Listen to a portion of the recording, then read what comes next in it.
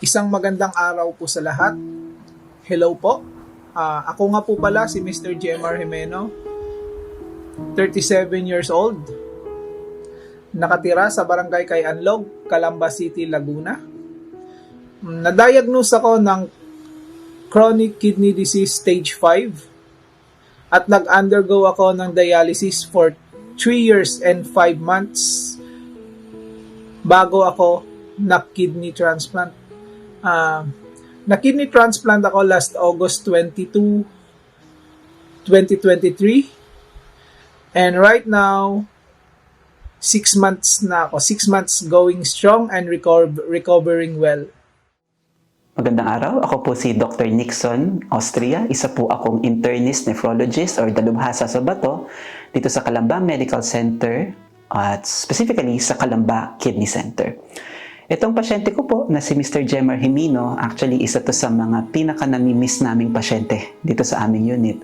At isa siyang example ng isang chronic kidney disease patient na may magandang journey doon sa kanyang CKD. At sa kabutihang palad, ito ay nagtapos through his transplant. Pero for this moment, ang gusto ko po sana nating focus ay yung importansya o kahalagahan ng dialysis para sa isang pasyente bago pa maganap yung mismong transplant. Itong si Sir Jemar, naalala ko ito ay naging pasyente ko a few years back. At yung mga sinasabi nating komplikasyon ng pagpalya ng bato, yung hapo, paghihingal, pagbagsak ng hemoglobin, panghihina, pagsusuka. I remember we had multiple blood transfusions din para sa kanya. So talagang pinagdaanan ni Sir Jemar yung pinakamahihirap na yugto ng pagkakaroon ng chronic kidney disease.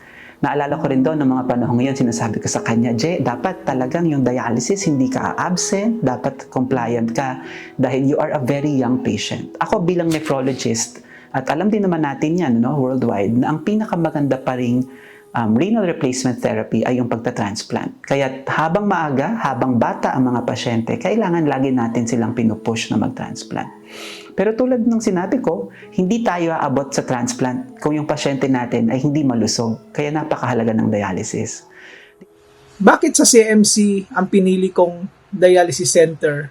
Alam naman natin na ang CMC ay kompleto sa gamit. At saka yung mga nurses nila, doctors, and of course all the staffs are all professionals and approachables. Mga mababait, kumbagay napaka-caring nila. So, utmost care ang na-experience ko. Napaka-care nila, then napaka-professionals, and of course, very approachable. Ganon yung mga nurses sa dialysis center ng CMC. Dito sa CMC, I am proud to say na ang aming dialysis center ang isa sa pinaka-advanced ang technology sa masasabi.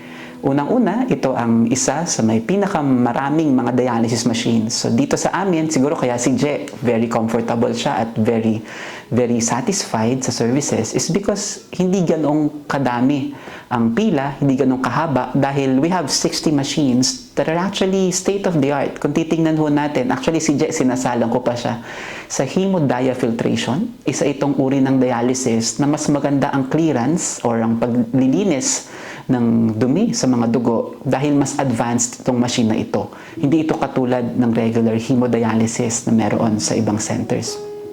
Isa pang advantage ng dialysis natin dito, bukod sa malaki siya, maluwag ang space, kayang-kaya namin i-handle ang mas maraming pasyente, is yung quality ng water na meron tayo dito. The CMC Dialysis Unit has a double pass RO system, meaning yung kalimitang dialysis water na ginagamit, napakahalaga ho ng tubig sa dialysis dahil ito ho ang naglilinis ng dugo. So it comes in contact with the blood of our patients. Kaya yung sterility and purity ng water very important. So kumpara ho sa ibang centers na single pass lamang, dito po sa CMC, mas magaganda, double pass ang ating ginagamit na water treatment system. Kaya sinabi ko sa kanya noon na kailangan ilaban natin ito dahil gusto ko na matransplant ka habang hindi ka pa nagkakaroon ng komplikasyon sa puso, nagkakaroon ng tubig sa baga, hindi ka pa namamanas ng matindi o namumutla. Dahil ito hong mga komplikasyon na ito, may iwasan kung yung ating dialysis ay state-of-the-art and of the best quality. Kaya kung ilulook back natin, itong si Sir Jemar Jimeno natin ay isang magandang halimbawa nga kung paano natin i-approach or gagamutin ang isang pasyenteng may chronic kidney disease. Kaya po sa huli, inuulit po natin na napakahalaga na tayo ay magpakonsulta agad kung mayroon tayong mga nararamdaman. Ang kidney disease po, tawag ko nga dito ay tridor na sakit. Kalimitan niya, minsan wala tayong nararamdaman, pero nagkakaroon na pala at nagsisimula. Lalo't higit na po kung may nararamdaman tayo, kailangan nating magpakonsulta agad. Magpakita po tayo sa ating mga espesyalista sa bato dito sa Calamba Medical Center at sila po ang magbibigay sa atin ng tamang test at tamang gamutan sa kung anong level ng kidney disease na meron tayo. So, sa mga nurses sa dialysis center ng CMC, guys, thank you so much sa pag-alaga sa akin sa loob ng 3 taon. I'm so thankful na kayo yung mga naging nurse ko at naging ang iba dyan ay naging kaklose ko na, halos naging kaibigan ko na. Salamat sa loob ng 3 taon, 3 taon at 5 buwan nating pagsasama sa pag-aalaga. Hindi lang sa akin, kundi sa aming mga dialysis patient. And of course, to Doc Nixon Austria. Doc, thank you so much. Maraming salamat because isa ka sa masasabi kong napakabait at napaka-approachable na doktor.